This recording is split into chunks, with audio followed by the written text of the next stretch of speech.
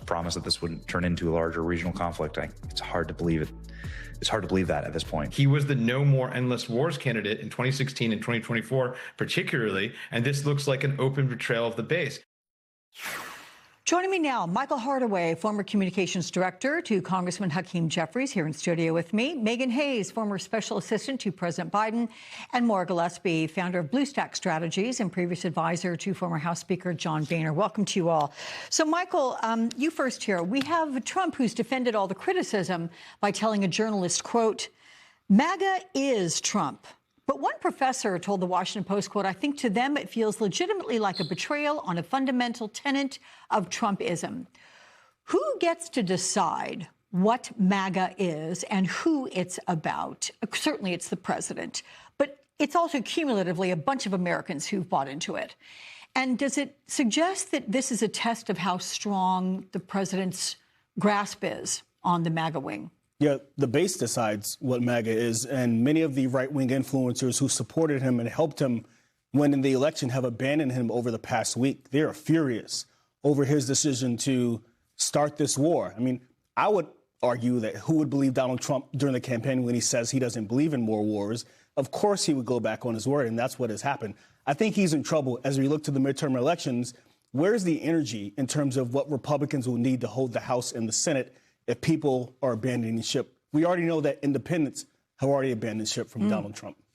So, Maura, the Post did an analysis of 79 conservative politicians and commentators' comments on the Iran conflict. Most did support it. Only a few were staunchly opposed. So why has criticism gained so much traction? Where do everyday MAGA voters stand on it?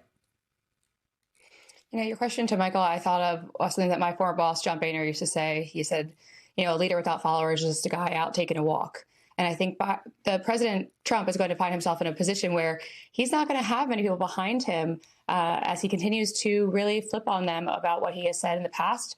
And really, to the people who have supported him thus far, well, did they support him because he said that he was striking Iran to help those who had fought for their freedom, and then said that, you know, he wanted them to take this opportunity to choose their next leader? But then just days later saying that he wants to be very involved in who they choose to lead Iran next. So I think that it's going to be tough to be so contradictory. And if you're out there defending him on the day that he says one thing, what do you do the day he says something completely different? And I think that what you're seeing finally is there are people who are just fed up with being lied to and want some semblance of truth and transparency and just a frank conversation. We haven't really had that from the president. He didn't give us an address to the nation when he chose to make these strikes. He did it in a pre-recorded video from Mar-a-Lago. So I think there's this appetite for transparency, and there's a big disconnect between conservatives who are on, you know, media talking to the press and talking to people who are watching, and then the people who are actually voting. You know, Megan, Maura makes a very important point. The president has not addressed the nation in your typical fashion, a speech behind a podium that is inside the White House. Why not? And must he do that? I think that he needs to do that. I think the country deserves that. I mean, we lost 6 people in the very first week of this war. I mean, that is unconscionable that he doesn't think that he should be the second day.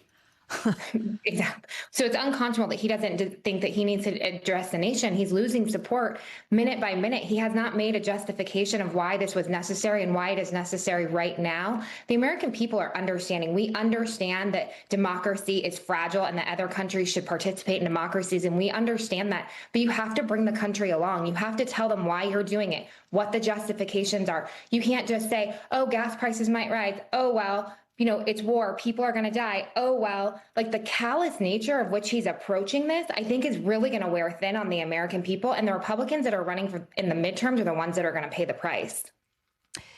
How much, Michael, is the low public support right now influenced by the messaging by this administration in this conflict? You've got the White House. They're using memes.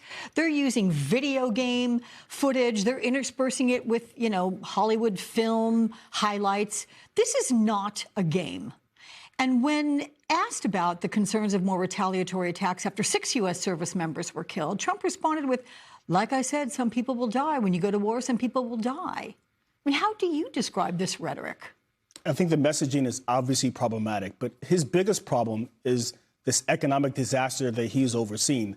I think that's why you're seeing low poll numbers across the board for him.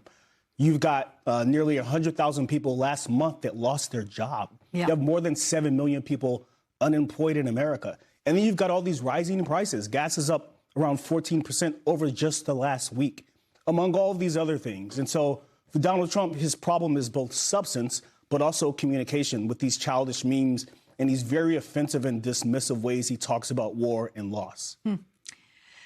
Gas prices, Maura, where do things stand in terms of the public support of this war as they go to the pump and they see how much they're having to pay because of the spike in oil prices?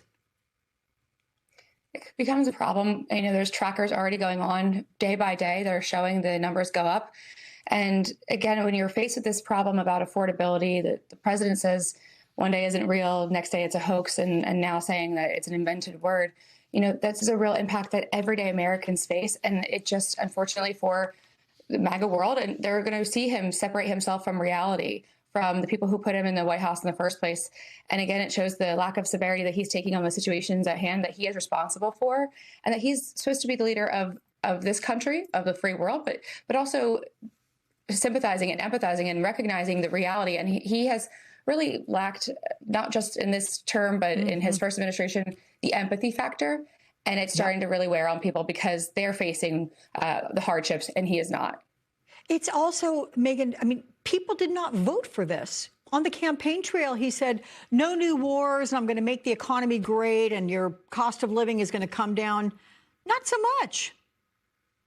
No, absolutely not. And Michael is right here with the messaging and the affordability issue at home. People would be more understanding about going to war at a